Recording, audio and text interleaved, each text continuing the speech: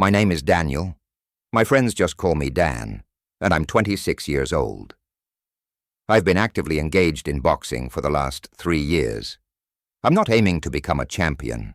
I just like to come to the gym a few times a week, fully immersed in the atmosphere, focusing on honing my punches.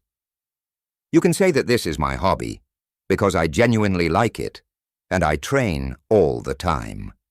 Thanks to rigorous training, I've gotten myself into excellent shape, shed extra pounds, and built muscles. Sports also helped me develop discipline, which later positively impacted my work. I believe I wanted to overcome my childhood complex through this, as I was chubby and untidy in my early years. While my peers were having fun with girls, I contented myself with fries and video games. I did have relationships, but they never lasted more than 3 weeks.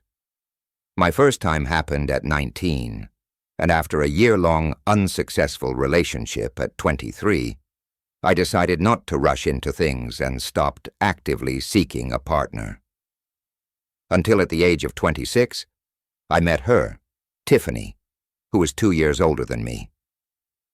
Tiffany and I met by chance when I was walking to the gym, and she was on the same street, carrying a stack of documents. Accidentally, my backpack knocked all the papers out of Tiffany's hands, scattering them everywhere. Gathering them into a pile, I offered to escort her, and she agreed. She was a slim and attractive blonde with a great sense of humor, dressed in a short skirt. While she was picking up the papers, I even caught a glimpse of her red panties. She worked as a secretary in a big company. After escorting her, she said, "Thank you so much. I don't even know how to repay you." Her voice was so gentle that I couldn't help but offer, "Listen, I have an idea. Let me take you for coffee after work, as an apology for delaying you." "Great idea. What's your name?" she asked, and we exchanged contact information. That same evening, I stood waiting for her with a bouquet of flowers from her workplace, and we spent a pleasant evening, ending up in a hotel room with a bottle of wine and fiery passion. You could say it was love at first sight. We started seeing each other more and more, and after a month, Tiffany moved in with me, and we began living together. Everything happened so fast that I lost track of time at some point. Tiffany was hyperactive, accomplishing a lot in a day, which always amazed me. I enjoyed spending time with Tiffany and realized I wanted to propose to her. But before that, we needed to meet each other's parents. After 3 months, everyone knew that Tiffany and I were a couple. I wanted to surprise her, make a proposal right on the Eiffel Tower. I don't know why, but I was confident that she would say yes. Because I didn't party in clubs and didn't spend much money, I managed to save a good amount of money since I turned 18. So as they say, money talks. I booked plane tickets and a hotel room, and the departure was scheduled exactly in 2 weeks for Tiffany to prepare for the trip and inform her boss. When Tiffany fell asleep, I decided to hide the plane tickets in her wallet so she could discover them pleasantly the next day. It happened roughly as I expected, although I hoped she'd notice them during the day while at work. However, she found them while getting ready for work, and she ended up coming into my bedroom. We spent about 30 minutes indulging in passionate activities, so Tiffany even had to be late for work. 2 weeks later, we flew to Paris, and it was a fantastic experience. I had never traveled before in my life, and being in Paris made me realize I wanted to visit dozens of other countries. Why did I choose Paris? Because this place meant a lot to Tiffany. Her father grew up and studied here. When she was little, he told her many stories about this place, so Tiffany dreamed of visiting Paris. I was happy to help make her dream come true. After arrival, the first thing we did was walk along the Branly embankment. The next day we went shopping and bought a lot of things. We flew to Paris for 7 days, We had a restaurant reservation for 6 days. I was really looking forward to this day because I had to make Tiffany an offer. When that day came, I was very worried, afraid to mess up or do something wrong. We came to the restaurant, had a delicious meal, drank expensive wine, and when the desserts were brought to us, I got up from the table, knelt down, and proposed to her. "Tiffany, baby, I love you madly. Will you marry me?" "Yes, yes, yes," she said, and we started crying. Then was the real peak of my happiness. We went to our room after the restaurant and gave ourselves to each other all night, forgetting about everything. It was a wonderful trip and an unforgettable experience. This trip took me more than 60% of my savings. We did not deny ourselves anything at all, and I did not regret it. I was just glad that I could please my future wife so much.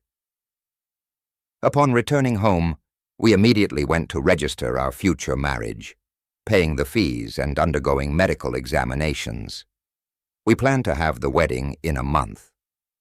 All this time, it felt like I was in a fog, and my life seemed to take on new colors, anticipating the very day I not only eagerly awaited, but now wanted to erase from my life. Tiffany's parents and mine helped us a lot, and we can afford many things. Usually, the day before the wedding, there would be a bachelor party, which I spent with my friends, and Tiffany with her bridesmaids. And then came the day when I officially transitioned from a bachelor to a married man. It was a solemn event, and we were all very nervous that something might go wrong. Fortunately, the main ceremony went smoothly. Tiffany and I exchanged vows of eternal love and fidelity, then exchanged rings. We celebrated the wedding in a large country house with a vast area, accommodating all 150 guests successfully.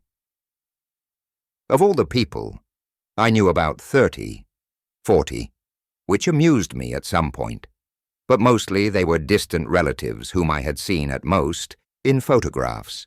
Our wedding was in a traditional style, nothing excessive. We received dozens of congratulations and gifts from our guests. Everyone was smiling and happy. What could possibly go wrong? "Daniel, why is your bride so sad all evening?" my father suddenly said, approaching me. "I don't know. Is she sad? Everything seems fine with her. What's wrong?" I replied. "I just noticed that Tiffany seems off. I don't know. Maybe you should go and talk to her," my father suggested, and I went to Tiffany, who was sitting at our table, sipping champagne. My father was right. Tiffany seemed somehow distant that evening, as if something was wrong. While I was dancing with guests, she sat at our table and I didn't even notice. I was even angry with myself for it. "My dear, my princess, what happened? Is something hurting you?" I began. "I don't know. My stomach hurts, as if I ate something bad," she replied, and I went to find a painkiller. Fortunately, it didn't take much time, and within a few minutes, I returned to Tiffany and gave her a tablet. She took it, and after about 10 minutes, she seemed better. We had a glass of champagne together and went to dance with the guests and participate in contests. All the guests were already in high spirits, so the atmosphere was great. After the contests, various performances started, including magic shows, fire performances, and others. I didn't notice my bride's disappearance right away. My father pointed it out. "Where did you lose your bride?" he said. I looked around and indeed couldn't find her. "Maybe she went to the restroom or somewhere with her friends," I told my father, and continued to enjoy the celebration. But literally after 10 minutes, my anxiety increased. How can she be missing for so long? I thought to myself, and went in search. I saw some of her friends and decided to ask them if they had seen Tiffany. "No, Daniel, we haven't seen her. Honestly, we wanted to come to you and ask about her," one of her friends said. Strange. I'll go ask other guests, I replied, and went in search of my wife. At that moment, it seemed to me like part of some competition. I questioned 10 guests, but none of them had seen her. She seemed to have disappeared.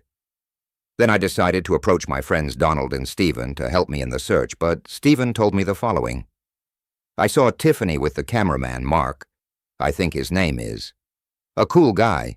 He was showing her something on his phone, and then they disappeared somewhere, Stephen said. And I remembered that Mark was the main cameraman for our wedding. We hired him and his team to shoot the entire event. But why did he take my wife somewhere? All this situation began to worry me, and I approached one of the cameramen and said, "Can you tell me where the main guy, Mark, is right now?" "He's either in the hall or in the trailer, changing memory cards," one of the cameramen said. I thanked him and went to the trailer. I reached the trailer in about 5 minutes. It was a mobile trailer with all the equipment, and if necessary, you could spend the night in it. When I began to approach it, it looked empty, as if no one was inside. Stopping, I began to scrutinize and found that the curtain on the left side of the trailer was swaying. Approaching closer, I heard distinct moans. After standing for about 2 minutes, I wanted to open the trailer door, but it turned out to be locked, and at that moment, the moans ceased. I heard clear movements inside the trailer, and then an unfamiliar voice. "Who's there?" "It's Daniel, looking for Tiffany, my fiancée," I said. "Oh, Daniel, hi. Unfortunately, your fiancée isn't here. I have no idea where she is," he replied. "Is your name Mark, by any chance?" I asked. "Yes, that's right. I'm your wedding videographer. My team is currently working at the wedding, and I just stopped by to quickly change memory cards," he confidently replied. "Are you sure? I was told that Tiffany was last seen with you. She approached you, and you might know where she is," I said. "I have no idea, buddy. She came up to me, asked to show her a few shots. I showed her, and we went our separate ways," Mark said, and I sensed something was off. "Okay, Mark. Maybe you'll open the door so that we can have a conversation like strangers?" I decided to ask. "I was just changing, and you knocked at that moment. If you give me 5 minutes, I'll get ready and come out," Mark said. And at that moment, I saw someone peeking out of the window and then quickly hiding back. "Why are you being so shy? You're not naked in there, I hope." "Let me in. I'll check what you've managed to shoot, and you can change in the meantime," I said. "Give me 5 minutes," Mark continued, and my tension increased. I was sure my wife was in that trailer, and this Mark wouldn't let me in. At that moment, my friends Donald and Stephen ran up to me, asking if I found my fiancée. I replied that she was likely in the trailer with the videographer, and they were as shocked as I was. "If you don't open that damn door right now, I won't be responsible for what happens." I changed my tone and started shouting and banging on the door. "Daniel, calm down. I'll open it in a moment. Just a couple of minutes," Mark said. While I was banging on the door, Donald and Stephen climbed onto the trailer's roof, where there was a hatch allowing them to get inside through the roof. They did just that, breaking it open and jumping down. They immediately opened the door for me, and entering, I saw my wife, Tiffany, desperately trying to compose herself, while Mark attempted to get ready quickly. I had no doubts. Tiffany had cheated on me in that trailer. The first thing I did was approach Mark and hit him in the face with all my strength, causing him to fall onto the bed, but remain conscious. Then I jumped on him and continued delivering blows. Tiffany, attempting to put on her wedding dress, started screaming, "Daniel, leave him alone. He's not guilty of anything." Donald and Stephen held her. My wife was in an obviously disturbed state, and at that moment I couldn't recognize her. I sat on Mark and struck him until he blacked out. His face was unrecognizable. Donald and Stephen tried to stop me but couldn't. My hands were covered in blood, and my pupils were dilated. I looked like a monster. Later, Donald and Stephen told me that they were scared of me. They were holding Tiffany, who was trying to break free. They were afraid I might harm her. However, I approached and, looking her directly in the eyes, said, "You're rubbish."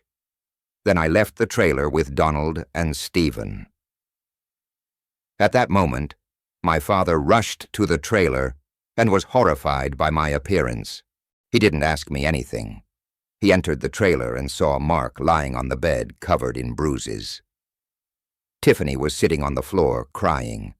He immediately understood everything. We all four sat silently, embracing for about 20 minutes. "Daniel, forgive me," Tiffany said, coming out of the trailer. She wanted to sit next to me and hug me, but I pushed her away. My father quickly led her away and went to talk to her. I noticed guests coming out of the house and heading towards the trailer. At that moment, I watched them, and suddenly, a heavy object hit my head, and I blacked out. I woke up the next day in the hospital. I had a concussion, and I felt nauseous. Donald and Stephen were sitting in front of me, explaining everything that happened that night. It turned out Mark woke up, took his camera, and when he left the trailer, he approached me from behind, striking me on the head like a real scumbag.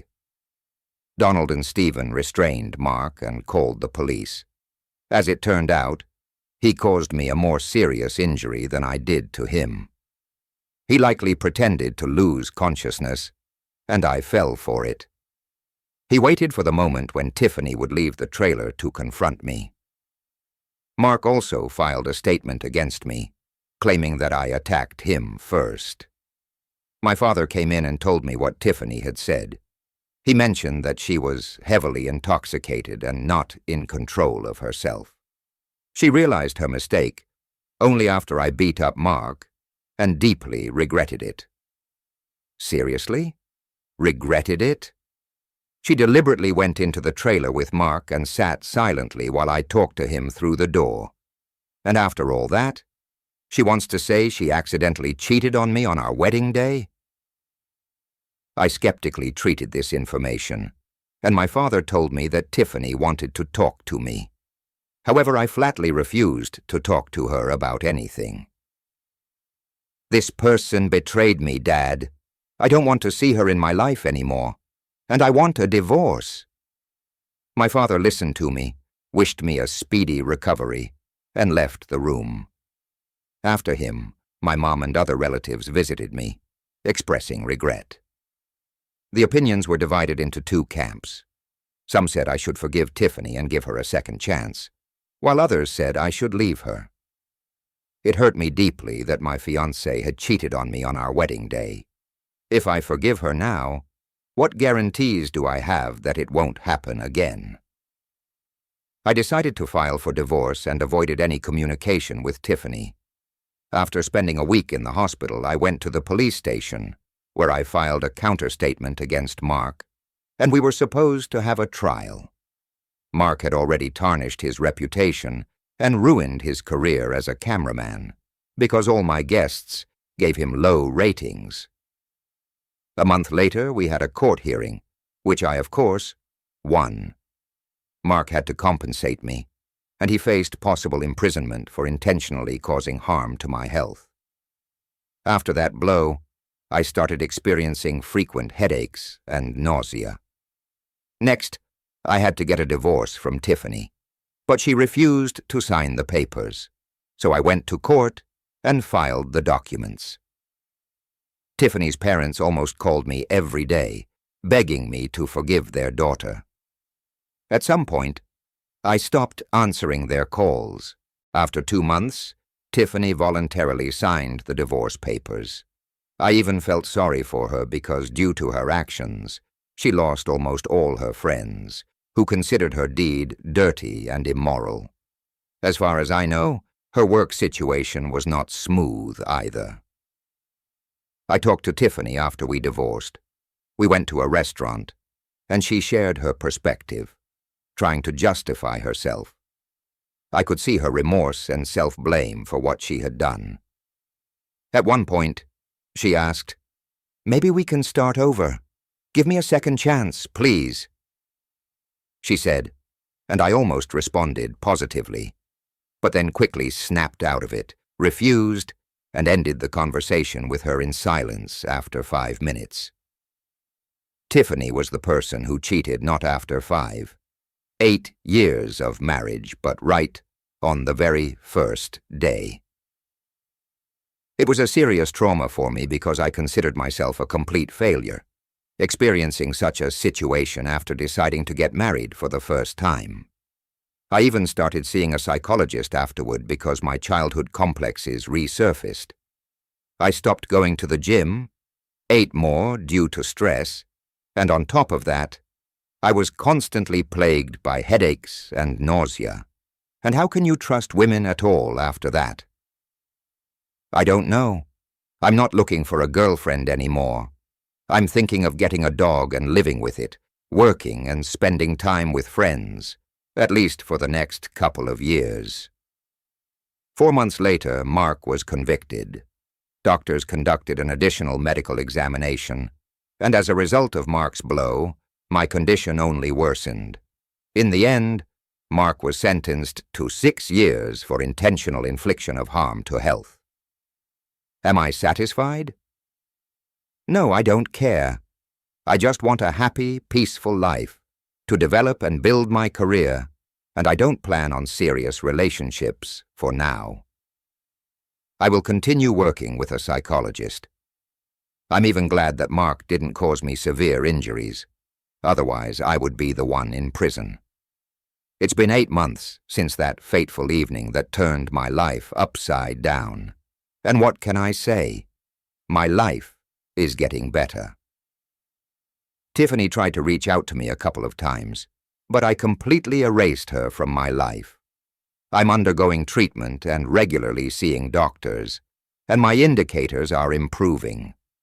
Doctors say that if this continues, I'll be able to start light workouts in 6 months, and that makes me happy. Recently, we went fishing with tents and a bonfire with friends and had a great time. On weekdays, I work, and everything is good for me. I regret nothing. I accepted the situation and move on. Thank you for listening to my story.